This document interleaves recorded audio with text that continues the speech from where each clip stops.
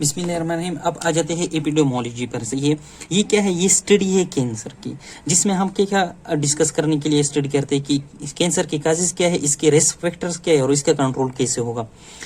अब जब हम कैंसर की स्टडी करते हैं तो उससे डिटरमाइन होता है कि क्या काजेज ऑफ कैंसर, जिसमें इन्वायरमेंटल और रेशनल यानी कि जेनेटिक और उसकी पैथोजेनेसिस यानी कि एक सेल है वो कन्वर्ट होता है एक न्यूप्लास्टिक सेल में, तो इसके अंदर कौन कौन से चेंजेस आते हैं। सही है।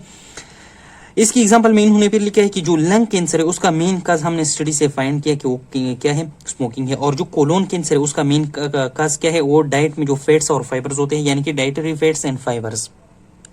तो इनकी स्टडी से ही फिर हम इसके ट्रीटमेंट के लिए, कंट्रोल के लिए क्या कर देते हैं, डिफरेंट लाहे अमल लाते हैं। इसमें हम डिफरेंट टॉपिक्स पढ़ेंगे। तो उसमें जो सबसे पहला टॉपिक है वो कि कैंसर इंसिडेंट। कैंसर इंसिडेंट कहते किसे, जो WHO होते हैं वो क्या कर देते हैं, वो देख लेते हैं कि 2020 में जो कैंसर के पेशेंट थे वो कितने थे और उनमें से कितनों को डेथ हुआ कैंसर की वजह से। फिर ये देखते थे 2021 में देख लेते हैं। सही है। इसमें ये दोनों देख लेते हैं कैंसर की डिजीज पेशेंट्स कितने और उनमें कितने की डेथ हो गया। फिर इन दोनों को कंपेयर कर देते हैं और उससे निकालते हैं रेट ऑफ कैंसर। से है कि पॉपुलेशन में कितने लोगों को कैंसर है, कैंसर बढ़ता है या ये डिक्रीज होता है। स्टेटिस्टिक के मुताबिक 2016 में 1.69 मिलियन कैंसर थी यूएस में। सही है। और उनमें से 5,95,000 डेथ्स हो गई थी। अब ये क्या कर देते हैं कि ये डेथ रेट कंटिन्यूसली ये क्या स्टडी करते हैं, तो उन्होंने पाया कि जो मेंस थी उनमें 20% डिक्रीज आया कैंसर के पेशेंट्स में, और जो वुमेन्स थी उनमें 10% डिक्रीज आया। मेन में जो 20% डिक्रीज आया उनमें से 80% जो कैंसर थे वो लंग्स की थे, प्रोस्टेट की थे और कोलोन की थी। लंग्स कैंसर में जो डिक्रीज था उनका मेन वजह यह था कि टोबैको का इस्तेमाल कम हो गया था।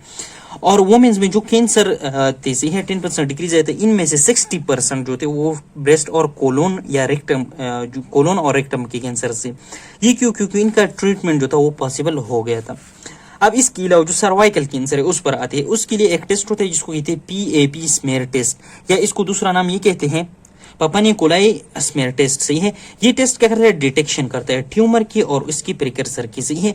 और फिर उसके मुताबिक हम क्या करते हैं, ट्रीटमेंट करते हैं, जिसकी वजह से सर्वाइकल कैंसर में डिक्रीज आ गया। इसके साथ ह्यूमन पेपिलोमा वायरस के लिए वैक्सीन डिस्कवर हो गई, जिसमें HPV में डिक्रीज आ गया। इसके अलावा जो कार्सिनोजेनेसिस थे वगैरह थे उनका एक्सपोजर कम हुआ, जिसकी वजह से जो स्टमक कैंसर होता था वो कम हो गया। दूसरे नंबर पर इसके बाद जो आता है वो है इन्वायरमेंटल फैक्टर्स। अब कैंसर के जो फैक्टर्स है उसमें इन्वायरमेंटल फैक्टर जो होते हैं ये भी एक डोमिनेंट रिस्क फैक्टर ऐसी है, लेकिन ये प्रिवेंटेबल है क्योंकि हम इन फैक्टर्स को अवॉइड कर सकते हैं। इनसे प्रोटेक्टिव मैकेनिज्म भी इख्तियार कर सकते हैं या इसको हम वहां से चेंज भी कर सकते हैं। अब कुछ एनवायरमेंटल फैक्टर्स के बारे में जिक्र किया कि ये जियोग्राफिक रीजन पर भी डिपेंड करता है। मतलब ये है कि जो स्पेसिफिक कैंसर्स हैं, जिस तरह ब्रेस्ट कैंसर है, US और यूरोप के इन्वायरमेंट में ये 4 to 5 टाइम्स ज्यादा डेथ्स करते हैं एज कम्पेयर टू जापान, क्योंकि वहां पर क्या है, इन्वायरमेंट इन दोनों का चेंज है, इन दोनों रीजन्स का। अगर स्टमक कार्सिनोमा में आ जाए तो जापान में ये 7 टाइम्स ज्यादा है एज कम्पेयर टू US। अगर लिवर सेल कार्सिनोमा में आ जाए तो अफ्रीका के जो लिवर सेल कार्सिनोमा होते हैं वो बहुत ज्यादा लीतल होता है, वो जानलेवा होता है बहुत ज्यादा एज कम्पेयर टू US। इन सब डिफरेंस का क्या है, क्योंकि जियोग्राफिक रीजन अलग है, वो जहां पर डिफरेंट एनवायरमेंटल फैक्टर्स डिफरेंट होते हैं। अब जियोग्राफिक रीजन में इन फैक्टर्स को कंफर्म करने के लिए इन्होंने एक रिसर्च किया, जिसमें जो निसी है, निसी क्या है, ये एक जापानीज है जो कि अमेरिका में रहता है, सेकंड जनरेशन है। इनमें ये चीजें देख ली गई है, तो ये क्या थी वहां पर उनमें इंटरमीडिएट। सही है। मतलब ये कि न जापान और US यूरोप जितना है उनके दरमियान में थी। क्यों? क्योंकि एक तो इनका जेनेटिक जो था वो जापान के लेवल से था और ये एक्सपोज हो गई थी कौन से एनवायरमेंटल फैक्टर्स को, US और US की। तो इनमें इसलिए ये जो कैंसर का रेशो था वो इंटरमीडिएट से है। अब ये बात भी नहीं कि not because of environmental factor, लेकिन उनमें कुछ और डिफिशियंसी भी हो सकती है, लाइक वर्क प्लेस हो गया, फूड हो गया, पर्सनल प्रैक्टिस हो गया, इनकी वजह से भी हो सकते हैं, सनलाइट से भी हो सकते हैं, और इसके अलावा ऑक्यूपेशंस पर भी ये चीजें डिपेंड करती है। सही है। अब कुछ फैक्टर्स इन्होंने फिर बयान किया है कि डाइट पर भी डिपेंड करते हैं। अब डाइट, जो बंदा ज्यादा मतलब ये कि अनहेल्थी डाइट लेता है वो ओबीस हो जाता है, और ओबेसिटी डिफरेंट कैंसर से क्या है, एसोसिएटेड है। अब एक बंदा जो है वो ओबेसिटी कंट्रोल कर सकता है किस चीज के थ्रू, वो खाना कम खाए, बैलेंस डाइट शुरू करे। फिर आ जाता है स्मोकिंग पर। स्मोकिंग जो होते हैं रिस्पॉन्सिबल है 90% ऑफ द लंग्स कैंसर के लिए, और जो हमारा अपर रेस्पिरेटरी और अपर डाइजेस्टिव ट्रैक्ट है उनका भी कैंसर कर सकते हैं, mouth, larynx, pharynx, oesophagus, pancreas, और इसके अलावा गल ब्लैडर हो गए, इनकी भी कैंसर काज करते हैं। अगर अल्कोहल हम देखें, ये भी अपर रेस्पिरेटरी और अपर GIT की कैंसर काज करते हैं, ओरोफेरिंग्स हो गए, लेरिंग्स हो गए, एसोफेगस हो गया और लिवर हो गया। अब रिप्रोडक्टिव हिस्ट्री भी होती है, किस तरह जो एस्ट्रोजन होते हैं इनका लेवल अगर बहुत हाई हो और लॉन्ग टाइम के लिए ये किसी फीमेल इसको एक्सपोज हो जाए तो फिर क्या हो जाते हैं, जो यूट्रस की एंडोमेट्रियम लेयर है उसमें जो न्यूप्लाज्म शुरू हो जाते हैं, मतलब कैंसरस बन जाते हैं और ब्रेस्ट कैंसर भी होता है। इन्फेक्शियस एजेंट जिस तरह वायरसेस है, डिफरेंट पैरासाइट्स वगैरह, वो भी क्या कर देता है, 15% ऑफ द कैंसर के लिए ये इन्फेक्शियस एजेंट्स रिस्पॉन्सिबल होते हैं। एपिडेमियोलॉजी में जो थर्ड फैक्टर है वो एज एंड कैंसर है। कैंसर और एज का रिलेशन ये है कि जब एक बंदा एज होता जाता है इस तरह उसकी सेल्स पर भी टाइम गुजर जाता है, सही है, तो टाइम के साथ साथ उनकी सेल्स में स्पॉन्टेनियस म्यूटेशंस होते हैं और बहुत सारे म्यूटेशन जब अकोमुलेट हो जाते हैं तो वो जाकर जीन्स की अल्टरेशन करते हैं, जो नॉर्मल बेस पेयर्स के अरेंजमेंट होते हैं उसको डी अरेंजमेंट कर देते हैं, जिसकी वजह से कैंसर के काज का रिस्क बढ़ जाता है, सही है। अब ये कौन सी उम्र में बहुत ज्यादा पीक पर होता है, 55 to 75 ईयर्स ऑफ एज, ये बहुत ज्यादा होता है। लेकिन 75 ईयर्स के बाद जो होता है ये फिर ये जो इसकी जो रिस्क है वो कम हो जाता है, सही है।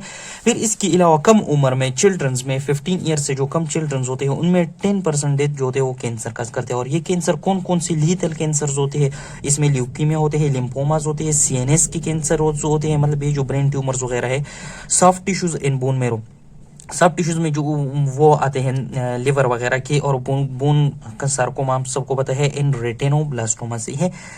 फिर चौथे नंबर पर आ जाते हैं रिक्वायर्ड प्री डिस्पोजिंग कंडीशन। इसका मतलब ये कि लाइफ टाइम में हमें कोई ऐसा चीज को हम प्री डिस्पोज हो गई वगैरह को एक्सपोज हो जाते हैं जो हमारी बॉडी में ऐसे सर्कमस्टांसेस क्रिएट कर देते हैं कि कैंसर बहुत आसानी से हमारे बॉडी में डेवलप होता है। किसी तरह उनमें एक कंडीशन है क्रोनिक इन्फ्लेमेशन। किसी बॉडी को जब क्रोनिक इन्फ्लेमेशन हो जाती है तो इसकी मिसाल ये है कि किसी जरखेज सॉइल्स बनाया गया कैंसर के लिए और वहां पर कैंसर बहुत आसानी से उग सकता है। इसमें 3 कैंसर जो होते हैं मेनली है कार्सिनोमा, मेसोथेलियोमा और लिम्फोमा। अब किसी बंदे को इम्यून डिफिशियंसी है तो इसके इम्यून सिस्टम जब लो होता है तो जितनी भी माइक्रोब्स होते हैं, वायरसेस एंड बैक्टीरियाज, ये आसानी से उस बॉडी को इन्वेट कर सकता है और वहां पर कैंसर काज कर सकती है। इसमें क्या है, लिम्फोमा और कार्सिनोमा की तरह कैंसर होते हैं। फिर आ जाता है प्रिकर्सर लीजन्स। प्रिकर्सर लीजन्स क्या होते हैं, ये वो लीजन है जो बाद में कैंसर को डेवलप होती है।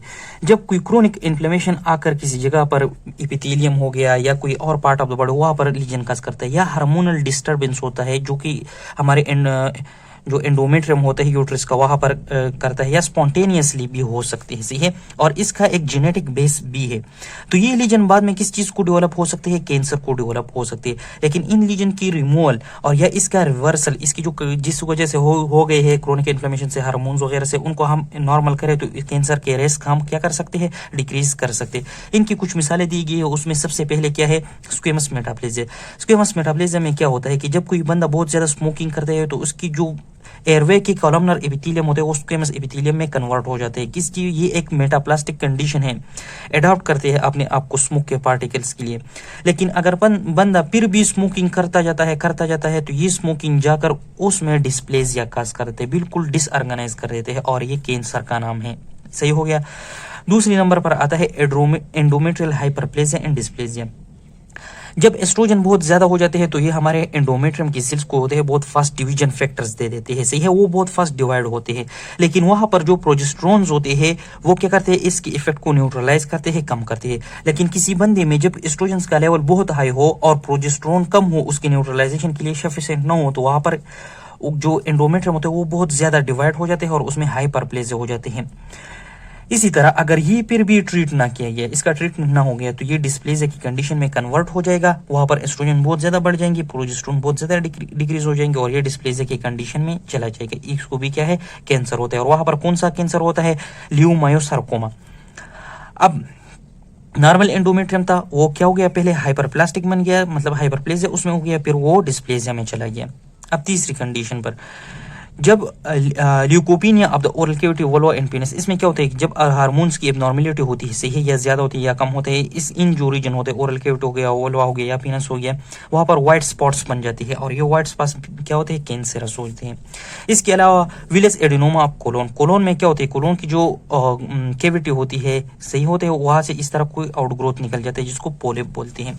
इसके बाद आ जाते हैं एपिडेमियोलॉजी से हम निकल गए, लेकिन एक टॉपिक है जिसमें कहते हैं कि interaction between environment and genetic factor. अब ये जो इंटरेक्शन है between environment and genetic factor, इसने बहुत ज्यादा जंजाल करके सब कुछ को मिक्स किया है, लेकिन मैं आप लोगों को सिंपली बताता हूँ। पहले ये लोग ये बात करते हैं कि हमारे बॉडी में जीन्स होती हैं, न्यूक्लियस के अंदर जीन्स होती है जीनोम में, वो क्या कर देते हैं, ट्यूमर को सप्रेस करते हैं, उनको बोलते हैं ट्यूमर सप्रेसर जीन।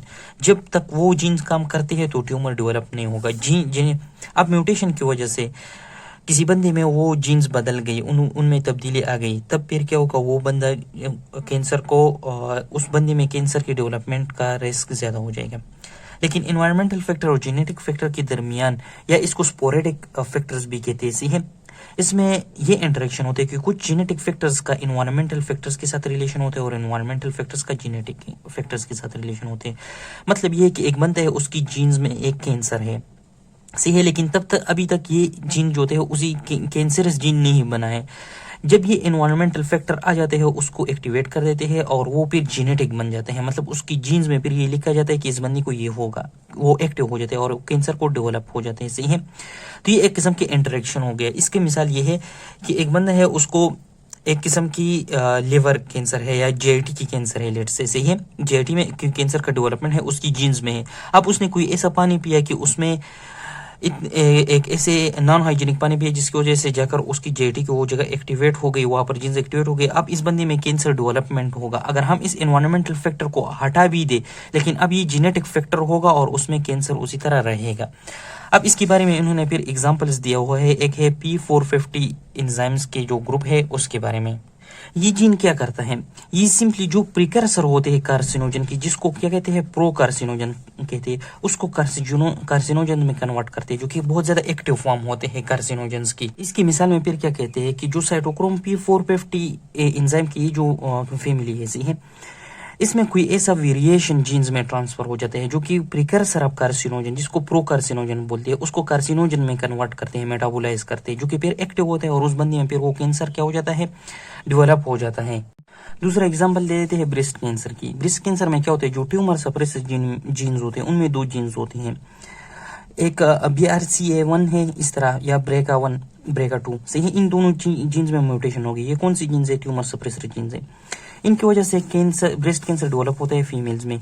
लेकिन अगर हम 1940 से पहले जितने फीमेल्स जो होते हैं पैदा हुई है उनमें देखें तो ये जो होते हैं 3 टाइम्स कम होता है, और 1940s के बाद जो फीमेल्स पैदा हो गई है उनमें हम देखें तो ये 3 टाइम्स ज्यादा होता है। अब हम फिर देखते हैं कि इनके फैक्टर्स क्या है। तो एक, इनकी रिप्रोडक्टिव बिहेवियर में चेंजेस आ गए हैं। दूसरा, इनमें ओबेसिटी ज्यादा हो गई है। तो इन दोनों फैक्टर्स की वजह से क्या हो गई है, और ये दोनों फैक्टर्स जो होते हैं ये इन्वायरमेंटल फैक्टर और जेनेटिक फैक्टर्स दोनों से ताल्लुक रखते हैं, क्योंकि ये दोनों लाइफस्टाइल और जीन्स पर डिपेंड करते हैं। अब एपिडेमियोलॉजी की क्या समरीज पढ़ते हैं। इसमें क्या कहते हैं कि जो कैंसर होता है ये वेरी करते हैं एज के साथ, ज्योग्राफिक फैक्टर्स के साथ और जेनेटिक बैकग्राउंड के साथ, जो हम सब ने डिटेल में पढ़े। फिर क्या कहते हैं, जो ओल्डर एडल्ट्स होते हैं, हमने पढ़ा था कि 75 ईयर्स एज तक, 55 टू 75 ईयर्स, वहां पर ये बहुत ज्यादा होता है। फिर आ जाते हैं हम इन्वायरमेंटल फैक्टर्स पर। तो इसमें क्या क्या है, इन्फेक्शियस एजेंट है, कार्सिनोजन में infectious, smoke, alcohol, diet, obesity, reproductive history in exposure to the carcinogen. फिर कहते हैं कि कैंसर का रिस्क जो होते हैं वो ज्यादा हो जाते हैं, इंक्रीज हो जाते हैं प्रोलिफरेशन के साथ। वो क्या करते हैं, क्रोनिक इन्फ्लेमेशन में भी होता है और हार्मोन स्टिमुलेशन के साथ भी होता है। अगर इपिथेलियल में कोई लीजन बन गया, उस डिसऑर्गेनाइज हो गए, वहां पर भी कैंसर का रिस्क ज्यादा हो जाते हैं, जो कि दो चीजों से होता था, क्रोनिक इन्फ्लेमेशन और वहां पर भी हार्मोन्स थी, जिसको हम क्या कहते थे, प्रिकर्सर लीजन, सही है। फिर क्या कहते हैं कि the risk of developing cancer is motivated by interaction between environmental exposure and genetic variant. ये हमने अभी पढ़ा कि जो जेनेटिक और एनवायरमेंटल फैक्टर्स होते हैं इन दोनों में इंटरेक्शन होता है। सो एपिडेमियोलॉजी यहाँ पर एंड हो गया। अब आगे हम कैंसर जीन्स पढ़ेंगे। अल्लाह हाफिज।